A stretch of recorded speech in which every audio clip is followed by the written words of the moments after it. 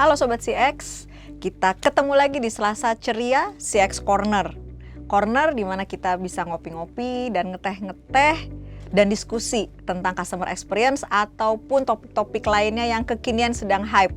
Bersama saya Cut Nosi.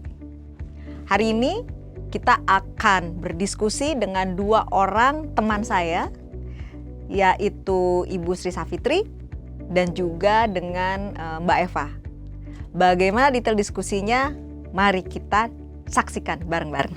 Mbak Eva, ya. Sama Uni nih, kan ini sekarang kan semoga kita cepet nih memasuki masa endemi gitu ya. Nah ini khususnya pariwisata. Pariwisata ini kan yang diharapkan itu nanti akan jadi booming lagi gitu kan ya. Karena kan orang pengen udah stuck di dalam, sering di rumah aja gitu kan. Nah sekarang mau ini. Nah gimana nih ICSP ini gimana ya untuk bisa hand in hand sama Kementerian Pariwisata gitu misalnya. Apa sih yang bisa kita bantu gitu untuk supaya pariwisata Indonesia itu even much better dari yang sebelumnya gitu.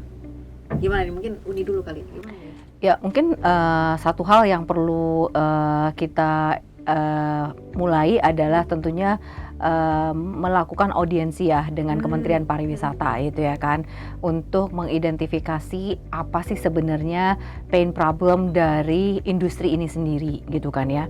Nah dari situ kemudian kita juga bisa melakukan riset kecil-kecilan lah dari sisi turis, pain problemnya apa.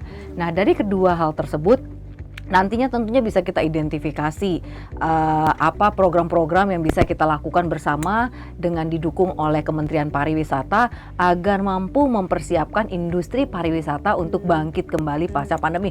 Tentunya sekarang kita udah kangen banget, rindu piknik gitu loh, ya kan? Udah sakau gitu, pengen piknik gitu loh, ya kan? Nah, tapi kalau ini tidak diiringi oleh kesiapan dari industri pariwisatanya sendiri, itu akan pindah.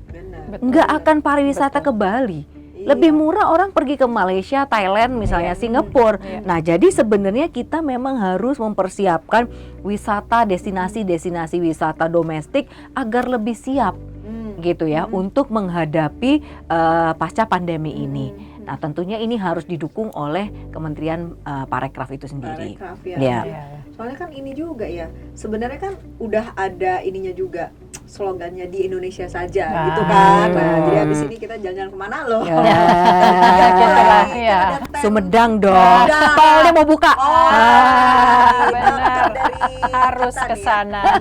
Ya, benar-benar. Itu kan ada 10 destination priority juga kan. Benar-benar. Jadi itu yang perlu kita iniin juga sih.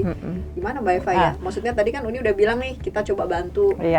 Mungkin itu tadi kali ya, dimulai dengan start apa tuh tadi Uni? Kita coba untuk audiensi ya. Betul, sebetulnya kolaborasi penting sekali gitu. Jadi mungkin kalau pemerintah nggak hanya bisa melakukan ya dari sisi regulasinya gitu ya, mensupport industrinya dan lainnya.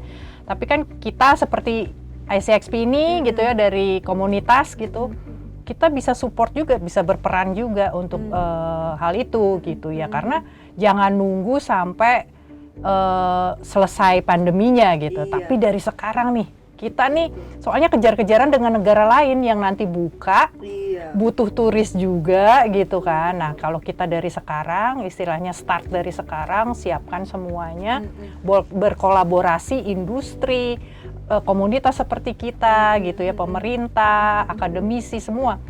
Saya rasa sih cepet ya kita bisa menyiapkannya gitu. Nah kolaborasi sih kuncinya ya untuk supaya kita bisa keluar dari pandemi, dan turis ketika dibuka, turisnya juga bisa masuk ke Indonesia dengan tadi customer experience yang bagus gitu. Nah kalau aku sih ngeliatnya gini Cut, selain tourism dari sisi traveling, ada dua peluang yang besar yang bisa digarap di Indonesia. Yang pertama adalah halal tourism gitu ya kan, yang betul tentunya tuh. perlu untuk digalakan. Yang kedua adalah health tourism. Karena kan pasti sekarang ini orang sesudah pandemi ini pengen gimana gitu ya, pengen wellness, Betul. pengen treatment untuk menjaga imunitas gitu ya kan. Sehingga kan pasti orang yang udah pernah COVID pasti banyak badannya juga lemah, nggak kembali pulih seperti semula. Orang yang belum kena COVID, belum pernah kena COVID, pengen tetap terjaga imunitasnya. Jadi saya kira ini ada peluang Betul, untuk iya. health tourism gitu. Good point sih. Betul. Saya sebagai salah satu penyintas juga Penting bener ya. banget. Butuh ya, butuh. Iya betul loh. Sebenarnya opportunity-nya besar ya. Kita punya hampir semua lah istilahnya, kalau yang negara lain impikan gitu ya, kita punya yang namanya tempat-tempat yang bagus gitu ya, yang maksudnya nature-nya bagus Iya. gitu ya. Terus kita juga nggak jauh loh, maksudnya Indonesia tuh lokasinya strategis sebetulnya. benar. Gitu. Tapi bukan hanya lokasi loh. Kita tuh punya rempah-rempah yang kaya, empon-empon. Betul. Misalnya Iya. jamu. Ya itu belum Ya kita kan? explore Itu ya, belum itu ya. diiniin Iya. gitu loh, Betul. ya kan? Belum kita hype-kan, ya Betul. kan? Benar-benar. Heeh. Secara terstruktur. Kemarin Betul. itu kan hype-nya karena itu tadi, karena untuk memboost imunitas Imunitas. secara Betul. tradisional Iya, gitu iya. kan.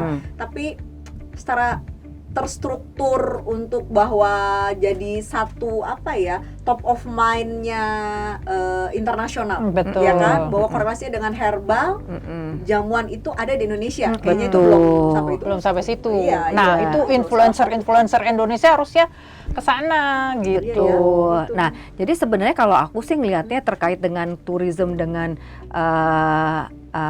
customer experience gitu ya. Kita itu Indonesia itu kurang kemampuan storytelling. Iya. Gitu. Kalau orang luar negeri itu wisatanya B aja sebenarnya, Nah. tapi mampu mereka meramu menjadi sebuah story, mampu membangun tempat-tempat yang Instagramable Iya. gitu loh, sehingga itu menjadi favorit. Indonesia destinasinya kaya, makanannya enak gitu loh ya kan, orangnya ramah-ramah. Nah, tapi aku kemarin baru pulang nih Mbak dari Magelang gitu ya. Nah, Magelang ini destinasi wisatanya itu terletak di kebun kopi 22 hektar, di mana villa-villanya itu dari abad ke-19. Oke. Nah, itu di preserve tapi di dalamnya itu udah modern, kamar mandinya pakai bathtubnya modern, bisa buat home spa gitu. Nah, tapi yang menarik story-nya.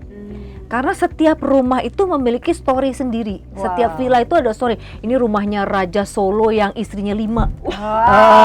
Ini kamar istri Langsung pertama, jadi istri top of kedua mind. gitu ya kan. Itu yang Nah, viral itu kemudian harusnya. ketika kita berjalan ke kebun kopi, itu diceritakan mengenai sejarah kopi.